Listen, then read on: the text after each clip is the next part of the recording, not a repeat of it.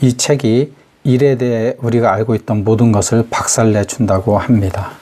안녕하세요. 북슬라이드입니다. 일에 관한 9가지 거짓말이라는 책을 슬라이드 하겠습니다. 바커스 버킹엄하고 애슐리 구달이 지었습니다. 먼저 바커스 버킹엄은 First Break All the Rules와 의대한 나의 발견, 강점 현명 등을 공통 집필했고 일에 관한 9가지 거짓말, 이 책이죠. 그게 그의 9번째 책입니다. 그 다음에 애슐리 구달은 시스코 시스템스 리더십 팀 정보 부분 수석 부사장입니다. 딜레마에 빠진 직장인들에게 필요한 자기계발서라고 할 수 있고요. 그동안 일에 관한 통념이라고 생각해 왔던 것들을 다시 한번 생각해 주는 책으로 9가지 거짓말이니 총 9장의 부록 2개로 구성되어 있습니다. 책 속의 일부로 바로 들어가 보겠습니다. 애플의 이미지와 애플에서 일하는 것은 엄연히 다르다. 사람들이 지금 다니는 회사에서 일하는 것이 정말로 어떠냐고 물으면 당신은 어떻게 대답할 것인가? 그들이 태양 전지판이나 카페테리아가 아닌 진짜 회사 일을 궁금해한다는 것을 바로 알 수 있다. 당신은 진지한 자세로 일을 어떻게 분배하는지, 관리자가 편파적인지, 팀들 사이에 텃세가 있는지, 성과와 사내 정치 중 어떤 것을 우선시하는지 등을 이야기할 것이다. 즉 실제로 현장에서 일하는 사람들이 회사를 어떻게 생각하는지를 설명한다. 우리 경험과 나 경험의 균형. 한데 분석할 때마다 팀 관련 항목에서 점수가 낮은 경우 팀원들이 회사를 떠날 가능성이 훨씬 큰 것으로 나타났다. 가령 시스코는 이게 두 번째 저자가 시스코에 근무했으니까 이 예를 들은 것 같습니다. 누군가의 팀 경험이 회사 전체의 상위 50%에서 하위 50%로 이동할 때 회사를 떠날 가능성이 45% 증가하는 것으로 나타났다. 사람들이 어떤 곳에서 일하지 않기로 결정할 때 그 어떤 곳은 회사가 아니라 팀이다. 사람들은 회사가 아니라 팀을 떠난다. 나쁜 회사의 좋은 팀에 있는 사람은 회사에서 버티지만 좋은 팀이 나쁜 팀에 있으면 회사에 오래 머무르지 않는다. 그래서 팀이 더 회사에 오래 머무르기에 중요한 포인트라는 거죠. 직원 입장에선. 그러면서 말로는 회사를 떠났다고 이렇게 이야기하겠죠. 9월에 세운 계획은 11월이면 뒤처진다. 계획을 세우는 것이 전혀 쓸모없는 일이라는 얘기는 아니다. 당신의 세상의 모든 정보를 철저히 고려할 공간을 만들고 그것을 명령이나 이해로 바꾸고자 노력하는 것은 가치없는 일이 아니다. 하지만 그 일은 당신 팀이 직면한 문제의 범위와 성격을 이해하는 데 불과하다는 것을 알아야 된다. 즉 상황이 나아지게 하려면 무엇을 해야 하는지는 거의 배우지 못한다. 이게 중요한 것 같습니다. 그 계획을 세우더라도 그 범위와 성격을 이해하는 것에 사실은 거기만 알아도 대단한 거죠. 물론 이제 계획은 그렇게 세우진 않지만 더 이상 더 거대하게 세우지만 해답은 계속해서 변화하는 현실 세계 속에 있지만 당신의 계획은 어쩔 수 없이 가까운 과거를 추상적으로 이해하는 데 끝인다. 이거는 이제 계획을 세우는 사람들이 많이 동의를 할 거는 같습니다. 물론 안 그런 사람도 있을지 모르겠어요. 이런 계획은 해답이 아닌 문제를 살피는 일이다. 그러니까 해답을 준다고 하지만 실제는 문제를 살피는 거고 저자가 이 부분은 진짜 냉철하게 현실적으로 잘 진단한 것 같습니다. 다들 입으로 최고의 계획은 꼭 성공이라고 말하면서 현실은 딴판이다. 많은 계획, 특히 큰 조직에서 만든 계획은 지나치게 일반적이라 금세 시대에 뒤처지며 그 실행을 요구받는 사람들에게 좌절감을 안겨준다. 이게 안 그런 사람이 있으면 저도 그 의견을 듣고 싶은데 이게 전적으로 제가 이 책에서 동의되는 부분입니다.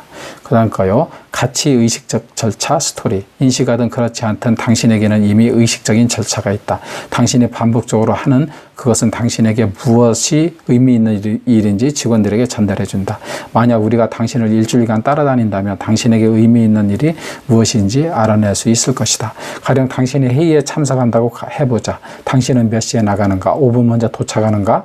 5분 늦게 도착하는가? 당신은 어떤 옷차림을 하고 있는가? 등 이 모든 것은 의식적인 절차의 한 측면이고 당신이 원하든 원치 않든 당신의 팀은 그것을 보고 이해하고 결론을 도출한다. 당신이 가장 잘할 수 있는 일은 언제나 즐겁게 할 수 있는 일. 자신의 일에서 즐거움을 찾을 수 없다면 일에 결코 자부심을 느끼지 못할 것이다. 당신이 가장 잘할 수 있는 일은 언제나 즐겁게 할 수 있는 일이다. 수비수를 따돌리고 불가능한 각도에서 골문을 공략할 방법을 찾아냈을 때 리오넬 메시도 마찬가지 감정을 느낀다. 근데 니오드 엘베시한테 진짜 이 얘기를 들어봤는지 모르겠습니다. 그가 느끼는 감정은 기쁨이다. 자기 일에 정말로 뛰어난 사람을 볼 때, 자신이 하는 일을 사랑하는 사람을 볼 때 우리도 이러한 감정을 느낀다. 리더가 당신에게 창의력, 혁신, 협력, 회복력, 직관, 생산성을 기대한다고 말할 때 그는 사실 우리는 당신이 일하는 시간을 당신에게 즐거움을 주는 활동, 당신을 기쁘게 하는 과제로 채우길 바란다고 말하는 셈이다. 빨리 실패하면 빨리 능숙해진다는 거짓말. 한 헤지펀드의 브릿지워터의 슬로건은 고통 플러스 반성은 발전이다. 이 처방의 극단적인 명료함에 우리는 얼마나 흥분을 느끼며 힘든 노력은 가치 있는 고통, 보상하는 방법처럼 보이며 우리는 그 유익한 금욕에 이끌린다. 실패가 중요하다는 아이디어는 실패가 결점을 이해하는데, 그러니까 더 많은 결점을 찾는데 도움을 주는 까닭에 매력적이다. 미국 IT 기업 넥스트점프의 CEO는 아무리 서툴러도 우선 실행하는 것 외에 더 잘할 방법은 없다라고 말했는데 이것은 완벽하게 타당하다. 그 결과 우선 시작하라. 시작하고 실패하라. 우리는 실패에 능숙해지면서 더 잘하는 것에도 능숙해진다라는 잘못된 3단 논법을 펼쳐진다. 회사가 하는 일에 모두 좀 더 많은 방법으로 더 빠르게 실패하는 것이라면 회사는 그저 실패할 뿐이다. 당연한 일 아닌가? 더구나 큰 성공은 작은 성공들의 집합이며 발전은 각 시도에서 무엇이 효과 있는지 알아내고 포착하고 파악하는 것으로 이루어진다. 실패 자체는 성공과 관련해 아무것도 가르쳐주지 않는다. 이렇게 썼는데 저는 이제 우리가 이미 알고 있는 대로 실패를 통해서 많이 배우지 않나요? 사실은 이 텍스트에 대해서는 저는 동의가 잘 안 됩니다. 사실은 실패를 통해서 더 많이 배우죠. 성공을 통해서 배우는 것보다. 부정적인 피드백을 하면 안 되는가? 팀 실적과 업무 몰입도의 가장 강력한 예측 변수는 직장에서 매일 내 장점을 활용할 기회를 얻는다는 느낌이다. 지금 우리는 개발과 성장이 일의 외부에 존재하는 것처럼 실적과 개발이 별개인 것처럼 생각하는 경향이 있다. 하지만 개발은 우리가 날마다 일을 좀 더 잘한다는 의미이므로 실적 향상과 성장은 동일하다. 강점에 집중하면 실적은 높아지고 이는 성장을 낳는다. 최고의 팀 리더들은 이것을 잘 안다. 그들은 실제 세계에서 개개인의 강점이 학습과 성장 면에서 커다란 가능성을 안고 있고 시간과 주의를 기울여 이 강점을 지능적으로 사용하면 현재와 미래에 기하급수적 수익을 내리라고 본다. 이에 따라 시간을 집중해야 하는 가장 중요한 부분은 사람들의 결점이라고 하는 생각을 거부한다. 그 리더들 중에 이 점을 본능적으로 아는 사람들도 있다. 어쩌면 그들은 팀원과의 진짜 경험에서 이것을 알아낸 것인지도 모른다. 결과 비즈니스에 집중하라. 초기 실리콘밸리의 어느 스타트업 팀 리더 일명이 특이한 상황에 놓였다. 그는 경험 많은 엔지니어 일명에게 신입사원 사수 역할을 맡겼는데 그 엔지니어가 불만을 토로했다.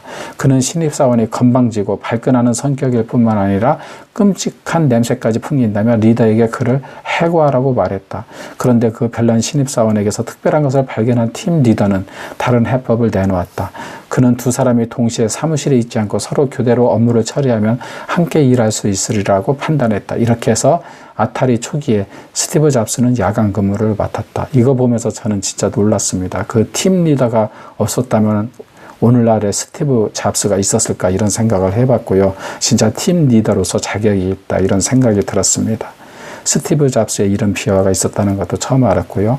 Think Different를 스티브 잡스가 얘기했지만 팀 리더가 먼저 실천하지 않았나 이런 생각이 들었습니다. 내용이 유익했다면 좋아요와 구독을 눌러주세요. 감사합니다.